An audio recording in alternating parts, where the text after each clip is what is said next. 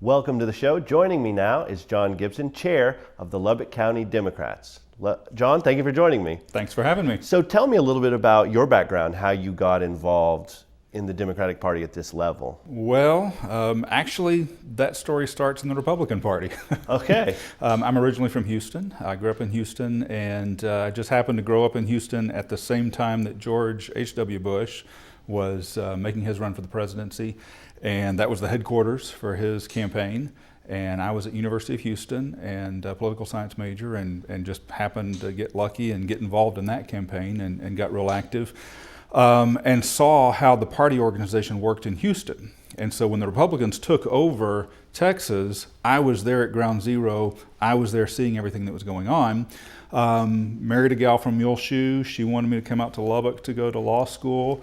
I did, and got settled in my career and everything, and really didn't pay much attention to politics.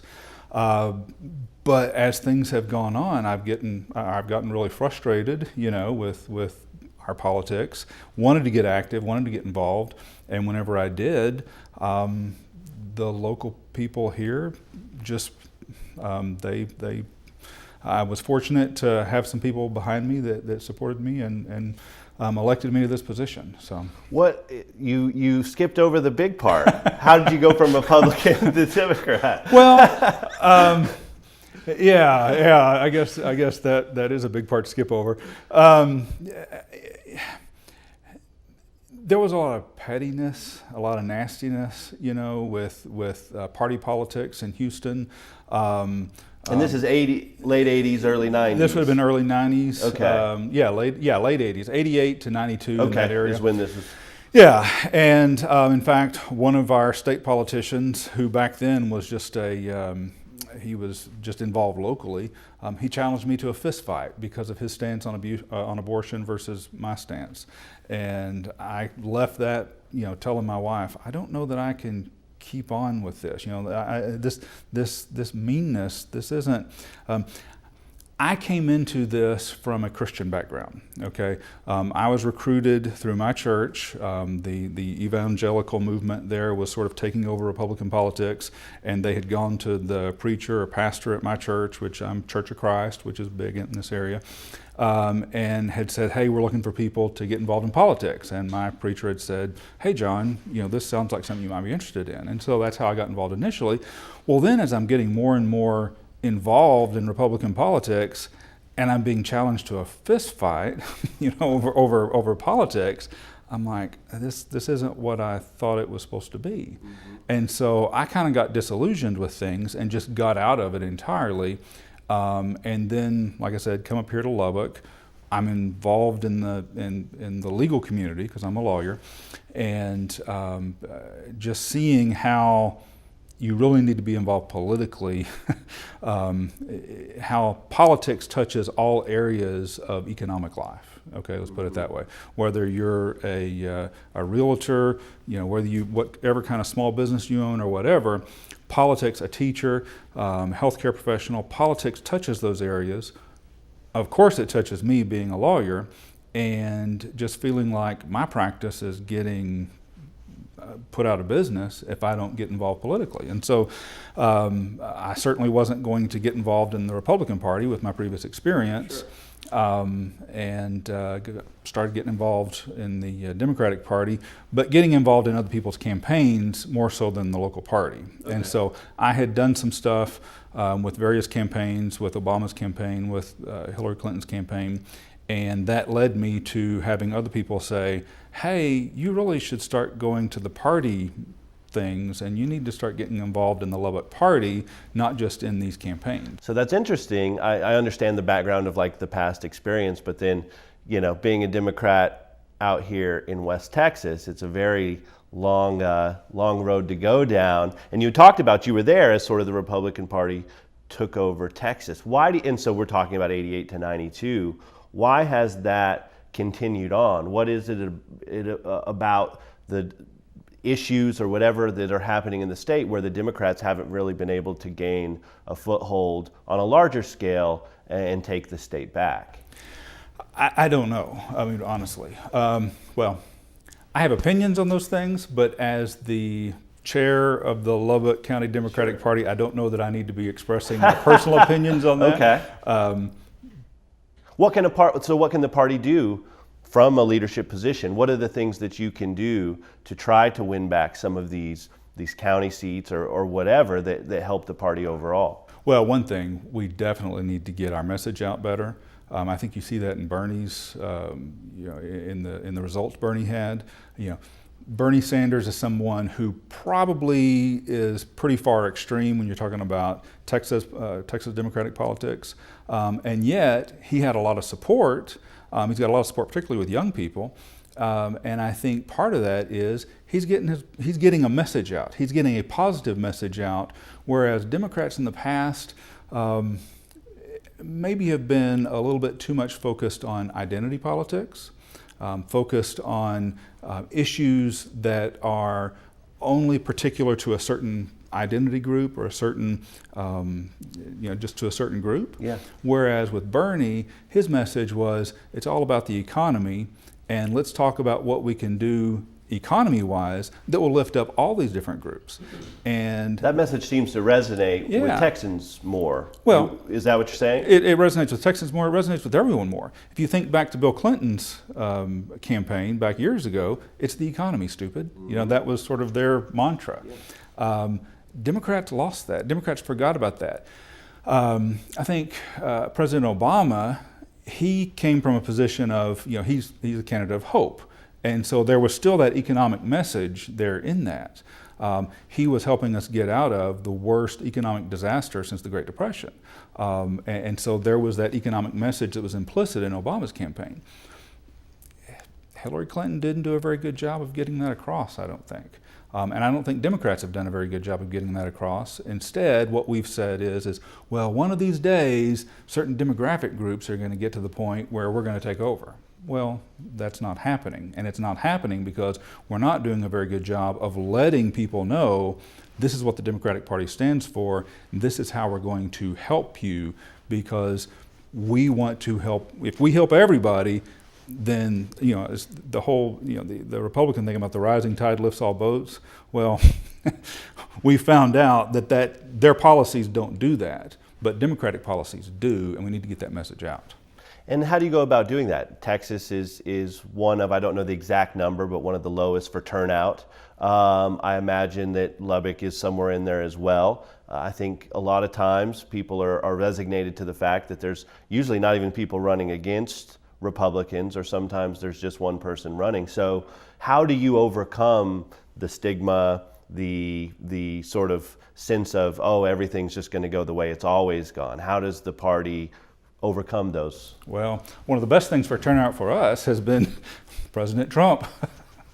I mean, let's just be frank here. President Trump is driving turnout. I think that Tip O'Neill talks about all politics being local. I don't think that's true. I think all politics is generational. And so I think what has happened, particularly in Texas, because if you remember back to the 80s, you had all these people from the north coming down to Houston, coming down in that area of the Gulf Coast region for oil jobs, okay? Also out to Midland, Odessa area, Permian Basin for oil jobs. That's a huge demographic age group that migrated here for that. Now what has happened is all of those people have aged, and to be real blunt, they're dying off. That demographic segment is dying off. It's being replaced by millennials. And what do you have going on? You've got all these boomers making fun of millennials, and millennials are getting ticked. Millennials are saying, no, it's our time now, step aside. And I think you're going to see, as millennials become homeowners, as millennials become invested in their communities, as millennials become more engaged in the civic process, you're going to see more turnout. But it's our job. What Democrats need to be doing is getting that millennial vote out. That's our focus. And so engaging with them, and you're saying that's through message-based tactics, right? That overall there's not a clear message, so getting that message communicated. Right. I think you see that in the excitement among Beto O'Rourke. who is he appealing to? He's appealing to millennials. Here's this guy who was a punk rocker, who then, after he got out of college, what kind of industry did he go into? He went into the computer industry, and then he goes and goes into politics after that. All those types of things are the types of things that millennials go, aha. And what kind of message is he giving? He's not giving a message of negativity, of, we're going to take away, the typical Republican message. We're going to take away your guns. We're going to turn, they're turning Texas liberal. They're turning Texas into California, all this kind of stuff. What do you hear from Beto O'Rourke? Nothing but positivity. That's the kind of message that appeals to millennials. You had talked about in your experience that civility in politics really hasn't been a part of that, going back to when the guy threatened to fist fight you. That's but right. I think seeing that on the outside is something that is fairly new, and not that politics have always been civil, but there seems to be a level of incivility that's reached a height now. Do you see that? Is that something that's discussed? I think part of that is through the rhetoric of both parties. We're seeing some of those tactics used by President Trump, who loves to tweet.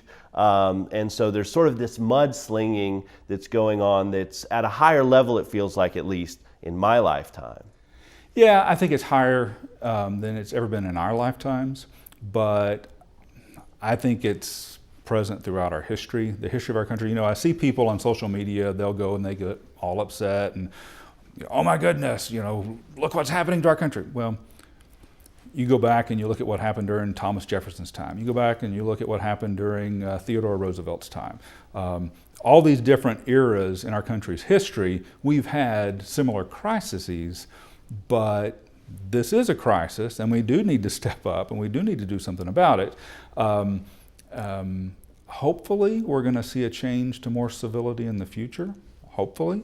I think that millennials hold out hope for that. I don't think boomers hold out any hope for that. I think boomers want to go down swinging. So, yeah, and growing up in this area, I was also raised in the Church of Christ. My grandfather served in the Nixon and Ford administrations in New Mexico, in the farm office, and so I think I know who your grandfather is. And so Church of Christ is a small group. So I've been involved and been around politics for a very long time, and I think one of the things we're seeing is sort of a shift in how we understand these narratives, right? I remember always growing up, talking about a politician's record as a politician. Mm-hmm. So we were looking at career politicians, which is now sort of a bad word. And now we're seeing things like you brought up now with Beto O'Rourke's. It's more about his story. Not that people aren't focused on his message, but it's more about story. I mean, President Trump, it was more about his background as a business person, all that. Is that something you see continuing, or will there be a change after this administration where they say people may want to go back to the old guard of let's get people who know Washington a little bit better? And I should also say it's not just Trump. I mean, that was something that with the election of Barack Obama, we saw a lot of people calling out his inexperience. He was a junior senator, et cetera. And so it's sort of these narrative-based, who are they as people, speaking in sort of broader terms, instead of sort of getting into the wonkiness of politics and political policies. Do you see that changing, or is that something that will continue? I hope that it changes. Why? Because I do think we need that expertise. Tom Nichols is a guy who's frequently on CNN and other programs. He wrote a really good book this past year, The Death of Expertise, talking about how we're in trouble if we don't do something about the fact that we're getting rid of all the people who have that expertise. We need that expertise. And there's expertise in being a governmental policymaker. The expertise from business doesn't transfer over to the expertise in government. For instance, with Donald Trump. Well, as a lawyer, I encounter a lot of very, very wealthy, successful business people, okay? Business people get up every single day, and they can be good people, okay? I'm not saying bad people, but business people get up every single day and say, how can I make more money? What can I do to make more money? That's what drives them. That's what motivates them. And that's why they're successful, okay? A politician wakes up every single day and says, how can I get more votes? What can I do? But that's good, okay? That's good because their drive to get more votes is they're looking for ways to implement policy that affects people in a good way. And what we've done is we've said, oh, we're tired of the politicians, we want business people.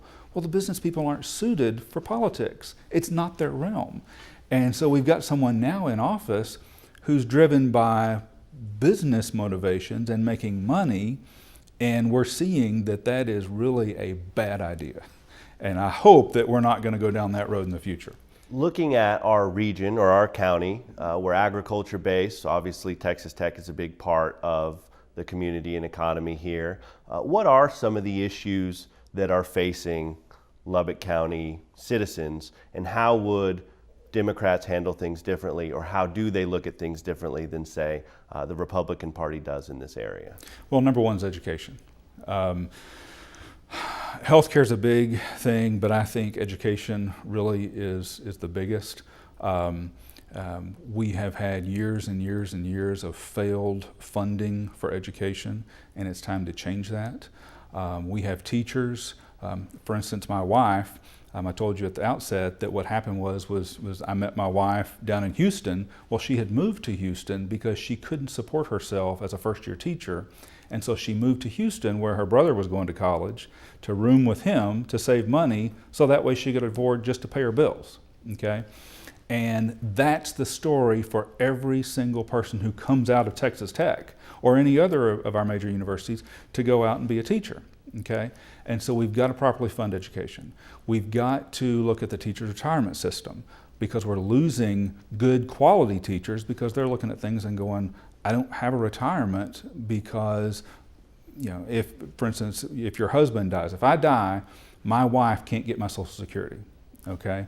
There are things like that that are endemic or systemic in our teachers' retirement system that needs to be fixed. Dan Patrick's plan with education and this drive to have private schools, that will kill our public educational system. It's going to kill things like band, football, speech and debate, drama, those types of things. It's going to kill the community aspect of schools, such that our community here in Lubbock, our community in the surrounding smaller areas, you know, this is the area of Friday Night Lights.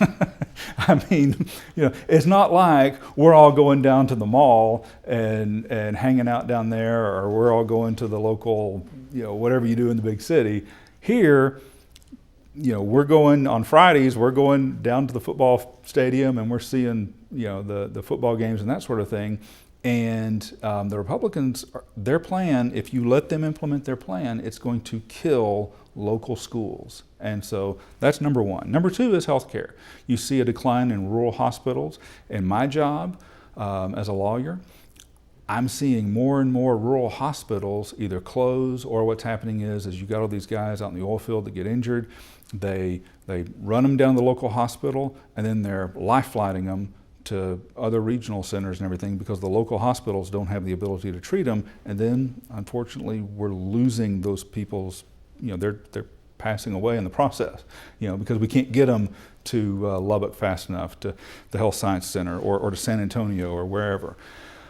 We've got to properly fund rural health care, and that begins with Medicaid expansion. Who in their right mind turns down money?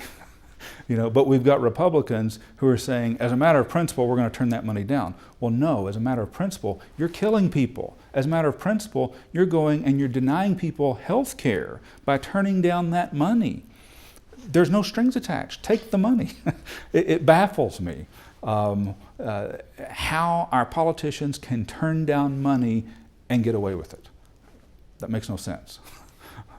So those are two things.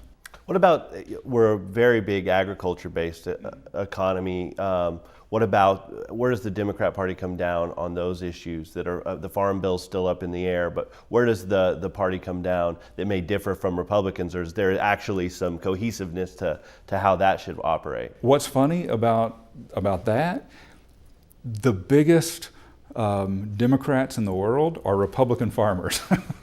You know, I mean, you talk to a Republican farmer and, oh, I'm against government intervention and I'm against government assistance for this and this and this, except when it comes to crop insurance, except when it comes to Trump's tariff, you know, all the money he's going to be paying out in tariff buybacks and that sort of thing. So in that area, I think that probably there is a lot of overlap. I keep seeing Republican congressmen and whatnot espousing the Democratic position on things. And I'm like, wait a minute, what's going on here? When it comes to agriculture. Exactly. So how do you message to that demographic, that group? To let them know that we're the party that really stands behind agriculture. We're the party that's always been the party of agriculture. The interesting thing about agriculture is that in different regions of the country, there's offsetting interest. So for instance, in this area, I was just having a conversation with an agricultural banker the other day who said, well, yeah, we're taking a big hit on soybean, but we're doing really good on the beef up in Amarillo area. So, there's trade-offs when it comes to agriculture. It's not a one-size-fits-all approach. We're seeing something pretty remarkable. The national media is talking about a possible blue wave, which many would say would never come to Texas.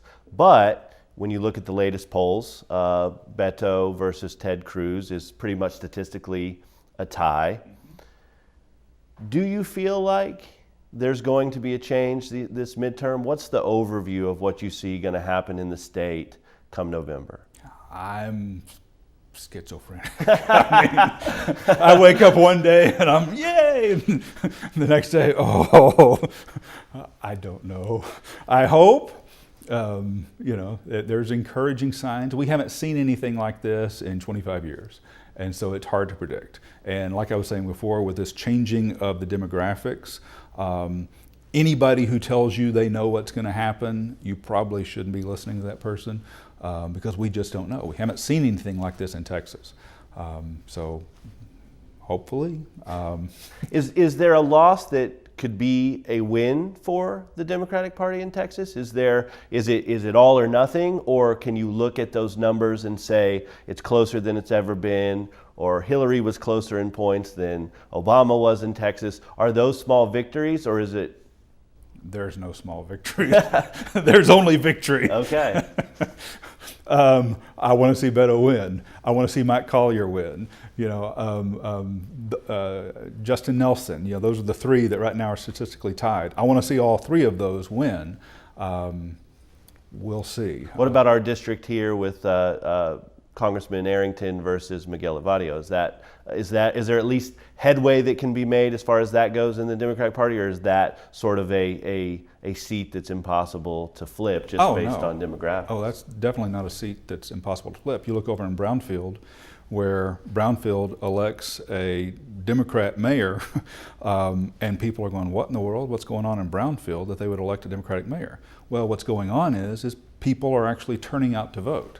And so whenever we can get our constituency to turn out to vote, then I think that you can see some seats start to flip, in particular Miguel's. I think Miguel's a fantastic candidate, and I think he's one of the stars of the Democratic Party in this area. And do you feel that turnout, what is causing Democrats to come out in larger numbers and vote in these offshoot elections, off-year elections, if you will, where there's not a presidency vote involved?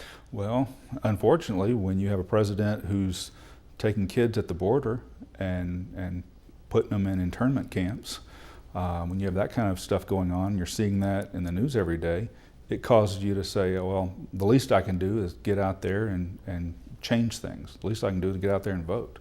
So that's one thing. And you see millennials as sort of being the future of that turnout? Oh, yes. Oh, yeah. Because in my family, my parents, they tell other people, we don't talk about him. My mom's like, Beto? Oh, we're not voting for him. No. We don't talk about those kinds of things.